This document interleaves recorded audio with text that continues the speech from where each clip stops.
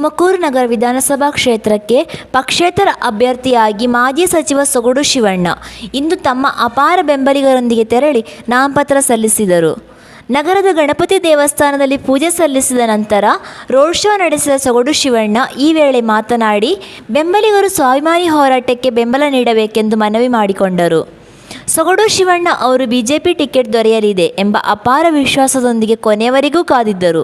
ಆದರೆ BJP high command ಹಾಲಿ ಶಾಸಕ ಜ್ಯೋತಿ ಗಣೇಶ್ ಅವರಿಗೆ ಪುನಃ ಬಿಜೆಪಿ ಟಿಕೆಟ್ ಘೋಷಣೆ ಮಾಡುವ ಮೂಲಕ ಶಿವಣ್ಣ ಬಂಡಾಯವಾಗಿ ಸ್ಪರ್ಧಿಸಲು ಪರೋಕ್ಷವಾಗಿ ವೇದಿಕೆ ಮಾಡಿಕೊಂಡಂತಾಗಿದೆ.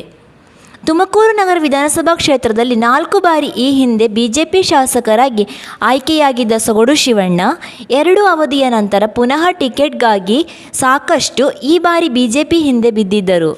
ಅಲ್ಲದೆ ತಮ್ಮ ಹಿರಿತನವನ್ನು ಪರಿಗಣಿಸಿ ಟಿಕೆಟ್ ದೊರೆಯಲಿದೆ ಎಂಬ ನಂಬಿಕೆ ಹೊಂದಿದ್ದರು. ಆದರೆ ಪಕ್ಷವು ಹಾಲಿ ಶಾಸಕರಿಗೆ ಟಿಕೆಟ್ ನೀಡಿತ್ತು. ಇದರಿಂದ ತೀವ್ರ ಆಕ್ರೋಶಗೊಂಡಿರುವ ಸೊಗಡು ಶಿವಣ್ಣ ಜೆಡಿಎಸ್ ನಾಯಕ ಎಚ್.ಡಿ. ಕುಮಾರಸ್ವಾಮಿ ಅವರನ್ನು ಕೂಡ ಸಂಪರ್ಕಿಸಿ ಚರ್ಚೆ ಮಾಡಿರುವುದು ಸಾಕಷ್ಟು ಚರ್ಚೆಗೆ ಗ್ರಾಸವಾಗಿತ್ತು.